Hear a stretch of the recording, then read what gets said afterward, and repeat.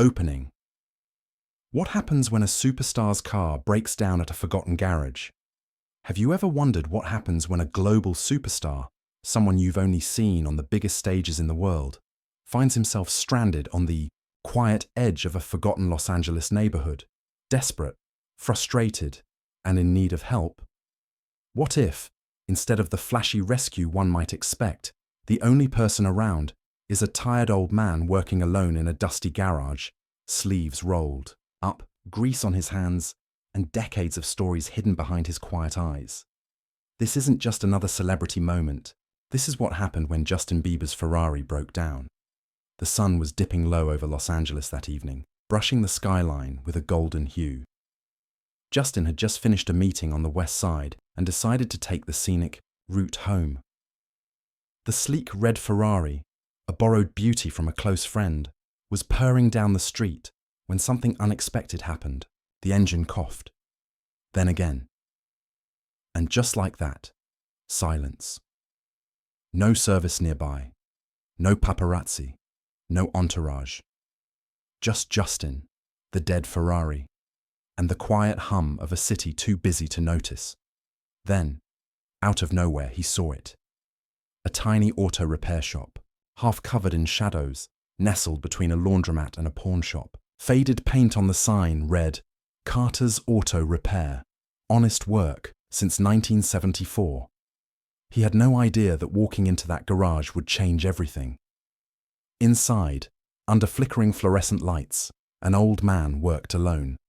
Henry Carter, 72, years old, stoic, worn out, but with hands that still moved like poetry when they touched a machine. He didn't smile much, didn't ask questions, and certainly didn't seem to care about the fact that the guy walking into his shop was Justin Bieber. And maybe that's what made it all the more unforgettable. There was something about Henry. Something in the way he ignored the fame, focused only on the car, and spoke like someone who had seen the world lose its soul, but still chose to keep his. Justin thought it would be just a quick fix, but what he didn't know was that this encounter, this moment in a forgotten corner of LA, would set off a chain of events that would lead to one of the most meaningful experiences of his life. And when Justin returned a week later, grateful, hopeful, and ready to thank the man who had helped him, what he discovered outside that same little garage left him shaken, speechless, and desperate to do something he had never done before. Because sometimes, the people who fix the broken things are the ones who need saving the most. The unexpected encounter Justin Bieber had been in Los Angeles long enough to know that true authenticity was rare, especially in this city. Everything here glittered, everyone had an angle. So when his borrowed Ferrari gave out in the middle of a quiet industrial block, he didn't expect much more than a typical mechanic experience. Overpriced, rushed, impersonal. What he got instead was Henry Carter. As the Ferrari's engine let out one final groan and coasted to a dead stop, outside a dimly lit auto shop, Justin climbed out, irritated. The air smelled of oil, hot concrete, and something old, something forgotten. The building itself looked like it belonged to another era. Peeling paint, rusted signage, the kind of place that made you double-check your phone signal. But there was a light on inside, a low yellow flicker that drew him in like a moth. Inside, under humming fluorescent lights, stood a man who looked like he had never stopped working. Rolled up sleeves, grease-stained hands, eyeglasses perched low on his nose. His face was a map of years spent under hoods, beneath chassis, and behind the wheel of a life lived in honest labor. "Evening," Justin said, trying not to sound too much like, well, Justin Bieber. Henry looked up, squinting at him without much interest. "Evening." Justin gestured behind him. "Think you could take a look at my car? Just died on me." Henry glanced outside. One look at the Ferrari, and he grunted. "Too much luxury for my taste." Justin chuckled. "Still, just a car, right?" Henry's mouth twitched. "A motor's a motor." Without another word, he grabbed a battered toolbox and shuffled past Justin, popping the Ferrari's hood. Not a single ounce of fanfare. No request for a name. No recognition. It was refreshing. As Henry leaned into the engine bay, his hands moved with sharp precision.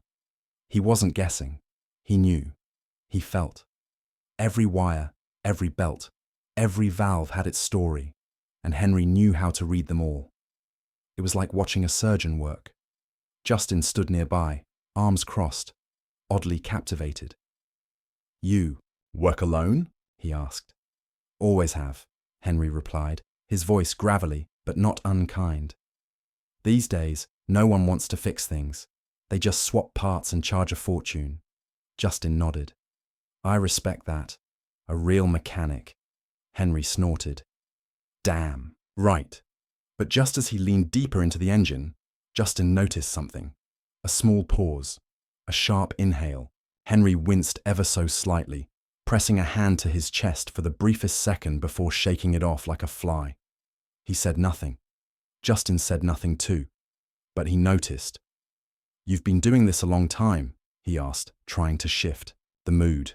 "Opened this place in '74, Henry replied without looking up. 50 years, give or take." "Damn," Justin muttered, genuinely impressed. "That's rare." Henry finally looked at him, brow furrowed. "What do you do?" Justin hesitated. "Entertainment. Music. Movies." "Movies?" Justin lied, not wanting to derail the moment. Henry grunted. "Figures. Always some Hollywood guy in a Ferrari." Justin laughed. "It's not mine, just borrowing it. But I do like cars." Henry gave a small nod of approval. "At least you respect 'em. Most rich folks treat 'em like trophies." Justin's smile faded slightly. "Yeah, I've never cared much about trophies." That made Henry glance at him again. Longer this time. Not with recognition, but with curiosity. Then, just as suddenly, he turned back to the engine. Justin watched as Henry reached for a wrench and paused. Frozen. A spasm of pain rippled across his face. His grip on the tool trembled ever so slightly. He clenched his jaw and kept going. "Everything okay?" Justin asked. "Just a little strain," Henry muttered. "I can fix this. Just need a few minutes." Justin didn't push, but the air felt heavier now. Within minutes, Henry tightened the final bolt. "All right," he said, stepping back. "Try it now." Justin climbed into the Ferrari, turned the key, and the engine roared to life. Smooth, powerful, perfect. He stepped out, genuinely impressed. "That's amazing. How much do I owe you?" Henry shook his head. "Nothing. Seeing it run right is enough for me." "You sure?" Henry waved him off. "Don't charge for easy jobs. Just come back if she gives you trouble." Justin looked at the man, really looked. "I will. And next time, I'm bringing you coffee." Henry smirked. "Just don't bring that fancy Starbucks crap." Justin laughed, sliding into the Ferrari. As he rolled down the window, he offered a final nod. "See you soon, Mr. Carter." Henry grunted, watching the car disappear down the street. He had no idea who that man really was. No clue that he had just helped one of the most famous people in the world. And he had no idea that his life was about to change forever. The return visit, the days that followed, felt different for Justin. He had met countless people in his life. Managers, producers, billionaires, fans screaming his name from balconies. But none of them stayed with him the way Henry Carter did. There was something about that man. The way he worked in silence, the way he respected his craft, the way he didn't care who Justin was. It all stuck. It wasn't just the repair job. It was the honesty, the integrity, the humanity. So, a week later, Justin did something he rarely did. He cancelled his afternoon meeting, grabbed his keys, and set off, not to a label, not to a photo shoot, but to a small faded auto shop on the edge of town. He wanted to say thank you. The sun was lower in the sky when he pulled up to Carter's auto repair. The neighborhood was quiet, almost too quiet. There was no sound of tools clinking, no glow from inside the garage. He stepped out of the car, confused. The garage was closed. The lights were off. And taped to the door with a strip of worn-out blue tape was a note, closed indefinitely, 3 words, that's all. But to Justin, it felt like a gut punch. He stood there, staring, trying to make sense of it. The Henry he met wasn't the type to suddenly quit. Something had happened. Before he could process more, the sound of footsteps behind him made him turn. A man, perhaps in his 60s, wearing a faded flannel and holding a set of keys, was walking out of the laundromat across the street. "You're the guy from the other night, aren't you?" the man said, stopping a few feet away. Justin nodded slowly. "Yeah, I was just looking for Henry." The man gave a soft, tired smile. "Name's Bill. I run the place over there. Sorry to call you out of the blue." Justin blinked. "Wait, you called me?" Bill nodded. "Saw you here that night. Recognized you. Figured if anyone could help, it might be you." Justin's brows furrowed. "What happened?" Bill sighed, rubbing his forehead. "Henry. He had a spell, a real bad one. One of his regulars found him hunched over near the car bay. Tried to work through it, stubborn as ever, but he collapsed before anyone could talk him out of it." Justin's heart dropped. He remembered it now, the brief pause, the wince, the hand on the chest. He had noticed, but he didn't push. He let it go. "Where is he now?" Justin asked, voice low and steady. "County General," Bill replied. "Been there since Monday." Justin was already moving. "Thanks," Bill called out as Justin turned back toward his car. "I don't know what your connection is with him, but that man, he's been holding this block together longer than most people have been alive. And now—" He trailed off. Justin didn't answer. He didn't have to. He gripped the steering wheel tighter than usual as he pulled back onto the road. Something had shifted. This wasn't just about a kind old man anymore. It wasn't just about a free car repair or a quirky memory to tell over dinner. This was something bigger. Henry Carter had built something, not just a shop, but a presence, a pillar. And now that pillar was crumbling, quietly, without applause, without anyone noticing, except maybe one person. Justin wasn't going to let it end like that. The hospital. Visit County General smelled like every hospital Justin had ever known. Antiseptic, old coffee, and quiet urgency. But this time, he wasn't here for an injured dancer or a last-minute checkup before a tour. This time, he was here for someone who had nothing to do with music, fame, or headlines. This time, he was here for Henry Carter. He walked through the corridors with purpose, a soft tension in his chest he couldn't shake. Nurses looked up as he passed, some recognizing him, others too busy to care. But none of that mattered. He wasn't Justin Bieber here. He was just a guy trying to find the one man who had helped him when he least expected it. At the front, "Desk!" The nurse blinked, then quickly composed herself. "I'm looking for Henry Carter," he said. She typed into the system. "Room 317, 3rd floor. He's stable, but—" "Don't expect him to be too talkative." Justin gave a small nod. That was enough. Stable was enough, for now. He took the elevator up, the metal doors closing around him like a vault sealing off the outside world.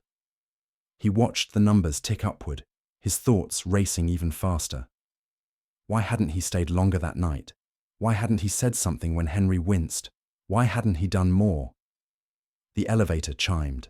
The hallway was dim, quieter than the floors below. Room 317 was at the end, a lonely door that seemed too still, too silent for someone like Henry. Justin stepped inside.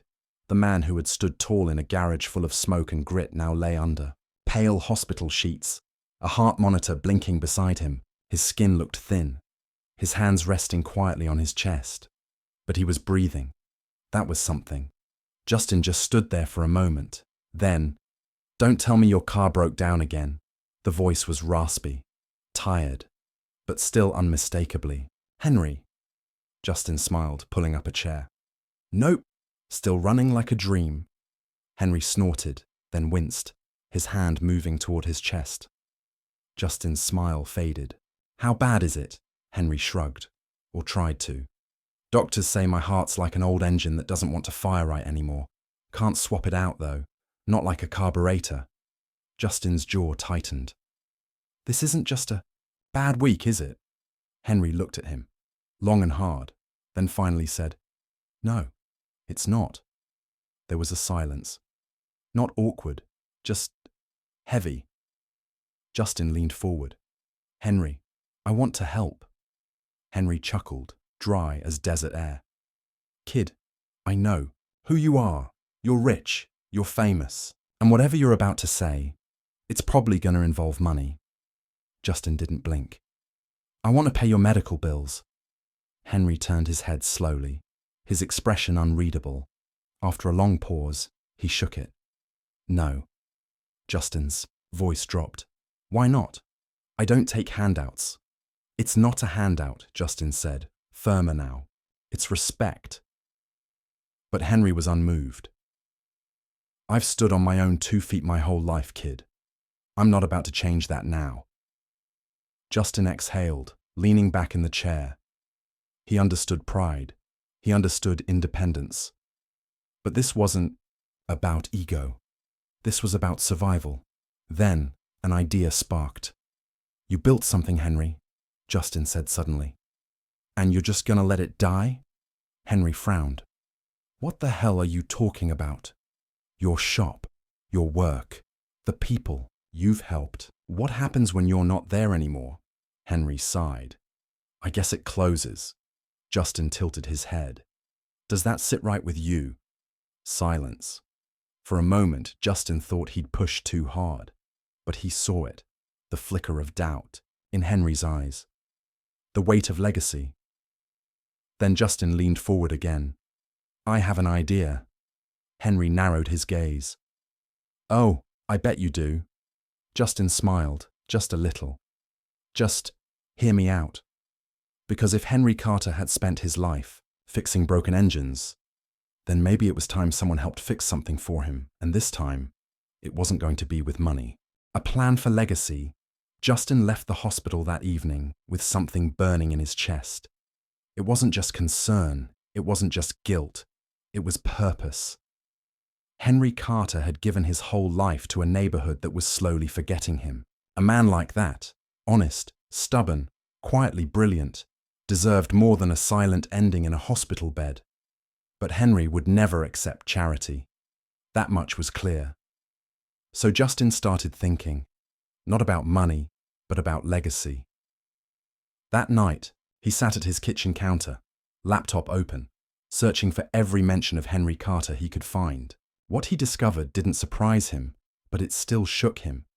Dozens of forum posts, grainy photos of the garage from 20 years ago, old receipts posted by former customers with notes like, didn't charge me a dime when I couldn't pay, stayed open late just so I could make it to work, fixed my dad's car for free after he passed, said it was his way of paying respects. Henry wasn't just a mechanic, he was the soul of the block. Justin stared at the screen, then looked up at the wall in front of him. There had to be a way, something that honored what Henry stood for, not just as a mechanic, but as a mentor, a craftsman, a man who never let the world tell him how to do things wrong. Then it hit him. This wasn't about giving Henry money. This was about giving him time, a second wind, a future, a way to pass on everything he knew. Justin picked up the phone and made the first of many calls. Over the next few weeks, Carter's auto repair began to change. Quietly, respectfully, piece by piece, the cracked windows were replaced. The old tools were refurbished, not removed. The faded sign that had hung above the garage since 1974 was taken down gently and replaced with a new one that read, The Henry Carter Technical Garage. Because some things deserve to be done right. Henry fought him on the name, of course. I don't need my damn name on a building, he grumbled during one of his rehab sessions. Justin had just smiled. It's not just a building, it's a story. That shut him up real quick. The garage wasn't turning into a franchise. It wasn't getting a corporate sponsor. It wasn't losing its soul. Instead, it was becoming something even more rare in today's world. A place where the old way of doing things was taught with pride. Justin had brought in a small team of young aspiring mechanics, kids who'd never had a real shot. Most of them had no experience. Some hadn't even finished high school. But all of them had one thing in common. They wanted to learn.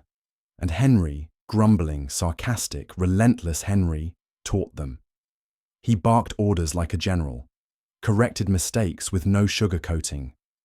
But when one kid finally got the timing belt right on an old Toyota, the nod Henry gave him was more powerful than any applause. Justin watched it all from the background, letting Henry lead, letting the garage breathe again. Word spread fast. Former customers came back just to shake Henry's hand. Local papers ran a small story. One even called it the garage that rebuilt a neighborhood. But for Henry, it wasn't about headlines. It was about the look on a 19-year-old's face when the engine finally turned over. It was about doing it right, like it always had been. One night, as Henry locked up the newly restored garage, his garage, he turned to Justin. The sun was setting behind them, casting long shadows on the pavement. "Guess I owe you one, kid," he muttered. Justin smirked. "Nah, you already paid me back." Henry frowned. "How the hell did I do that?" Justin pointed at the garage, where a nervous teenager was still wiping down tools with the kind of care Henry would have approved of. By proving that the right way is still worth teaching, Henry looked back at the building, his name glowing softly under the new sign, and for the first time in a long, long time, he felt proud. The grand reopening. The grand reopening of the Henry Carter Technical Garage wasn't advertised on billboards or hyped by influencers. It didn't need to be. Word had already spread. Through the streets, through stories, through whispers of something real returning to the neighborhood. That morning, the sun broke over Los Angeles like it knew something special was happening. The garage doors, once rusted shut, were open wide. Clean tools gleamed under polished overhead lights. The floor had been scrubbed down to reveal concrete that hadn't seen daylight in years. And in the middle of it all stood Henry Carter, arms crossed, expression gruff, heart pounding. Justin watched him from the corner. Henry was nervous, though he'd never admit it. He shifted his weight every few minutes, checked the clock more than once. But when the first car pulled up, a beat-up Honda, driven by a woman who hadn't been there in over a decade, his shoulders straightened, and then they just kept coming.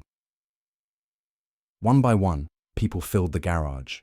Some came to shake Henry's hand. Others brought old photos, faded invoices, even wrenches he'd given them years ago. Former customers, neighbors, curious kids, young men and women who had read about the reopening on community boards and wanted to learn something real. Among them were Henry's new apprentices, 6 of them now, each with a different story. Some came from tough neighborhoods, some had dropped out of school. But here, they all shared the same goal: to learn the trade the right way. Henry didn't go easy on them. "You hold a wrench like that, you're gonna strip the damn bolt," he barked at one nervous teen. The kid adjusted his grip, cheeks red. "Sorry, Mr. Carter," Henry grunted. "Don't apologize. Do it right." Justin chuckled quietly. Henry hadn't changed a bit, and that was exactly why this would work. The day rolled on, filled with the smell of oil, laughter, and the clank of tools hitting metal. A few journalists showed up. One tried to get a quote out of Henry, only to be met with a simple, "I'm working." But the look in his eyes gave him away. He was proud, humbled, maybe even a little overwhelmed. By sunset, as the last few visitors drifted off and the apprentices finished sweeping up, Henry leaned against the doorway of his garage and looked out at the street he'd called home for 50 years. Justin stepped beside him. "You did good today," he said. Henry didn't answer right away. He just looked at the new sign above the garage. The Henry Carter Technical Garage. Since 1974.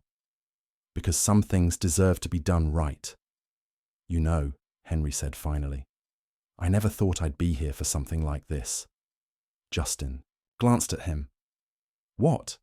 Surrounded by people who love you? Getting credit for the life you built? Henry snorted. Yeah, that. There was a pause. Then he added, softer this time. I thought I was just going to fade out. Justin shook his head. Not on my watch. Henry smiled, small but real. Well, I guess we proved something. What's that? That doing things the right way, he said, nodding toward the shop, still matters. And in that moment, surrounded by glowing lights, fresh grease, and new beginnings, Justin knew that this story, Henry's story, was far from over, because now it wasn't just one man fixing broken engines in a dark garage. Now it was a legacy, a movement, a place where the next generation would learn that respect, patience, and craftsmanship were still worth something. And for Henry Carter, the man who never asked for recognition, never chased fame, never once stopped working, it was finally time to take a breath, to look at what he'd built and to know deep down that it would outlast him. A legacy forged in grease and grit. As the last light of day slipped behind the LA skyline, Henry Carter sat quietly on an old stool just outside his garage. The same stool he had used for decades, same dents, same creaks, same history. But tonight, everything felt different. Behind him, the garage was alive. Tools still hummed on their hooks. The scent of fresh oil lingered in the air, and laughter, real, unfiltered laughter, echoed from the corner, where a group of young apprentices had just finished their first full day under Henry's reluctant mentorship. He watched them for a moment. Kids who might have never known what it meant to fix something with their own hands.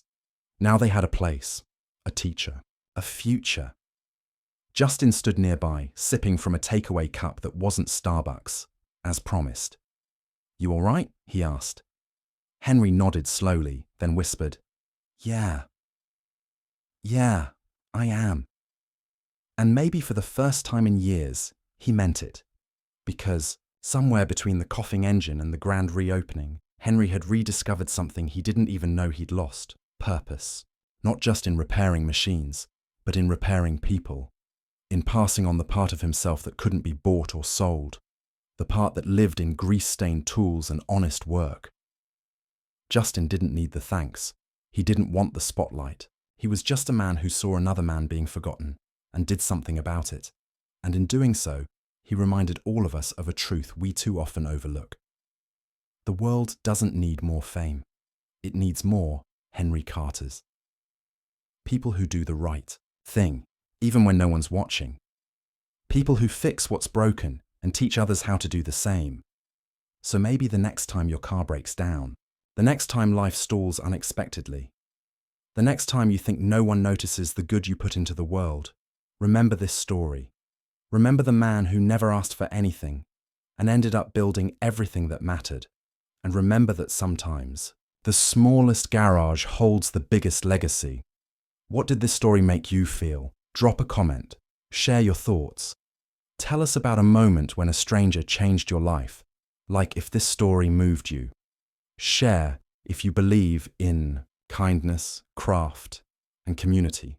And subscribe, because in tomorrow's episode, someone unexpected walks through Henry's garage door and brings with them a whole new twist you won't believe. Because this story, it's just getting started.